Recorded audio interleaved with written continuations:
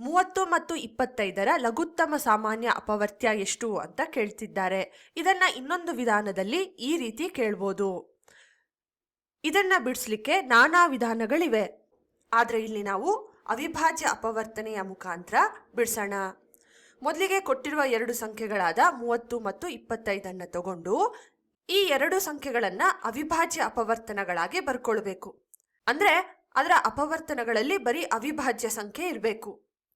ನೋಡೋಣ, 30ಅನ್ನ ನಾವು 2 × 15 ಅಂತ ಬರ್ಕೊಳ್ಬೋದು. ಯಾಕೆ ಬರೀ 2 × 15 ಅಂತ ಬರ್ಕೊಳ್ಬೇಕು?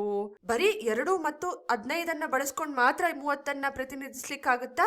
ಖಂಡಿತವಾಗ್ಲೂ ಇಲ್ಲ. 6 × 5 ಅಂತ ಬರ್ಕೊಳ್ಬೋದಿತ್ತು, 10 × 3 ಅಂತ ಕೂಡ ಬರ್ಕೊಳ್ಬೋದಿತ್ತು.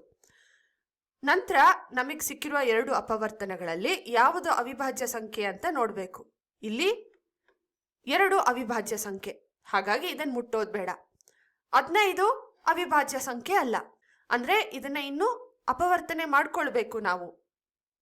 15ಅನ್ನ 3 × 5 ಅಂತ ಬರ್ಕೊಳ್ಬೋದು.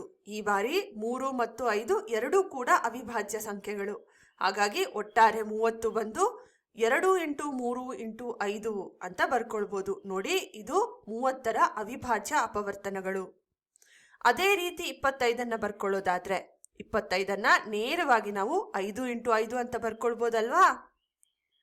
ಈಗ 25 ಮತ್ತು 30ರ ಲಾಸಹ ಎಷ್ಟು ಅಂತ ಹೇಗೆ ಕಂಡುಹಿಡಿಯೋದು?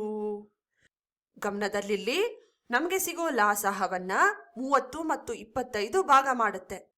ಆದ್ರಿಂದ ಮೊದಲಿಗೆ 30ರ ಎಲ್ಲ ಅಪವರ್ತನಗಳನ್ನ ತಗೊಳ್ಳೋಣ.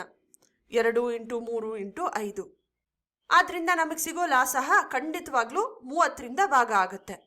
ಆದ್ರೆ ಇದು 25ರಿಂದ ಕೂಡ ಭಾಗ ಆಗ್ಬೇಕಲ್ವಾ? ಆದ್ರಿಂದ 25ರ ಅಪವರ್ತನಗಳ ಕಡೆ ಕೂಡ ನಾವು ಗಮನ ಹರಿಸ್ಬೇಕು. 25ರ ಅಪವರ್ತನಗಳು 5 × 5.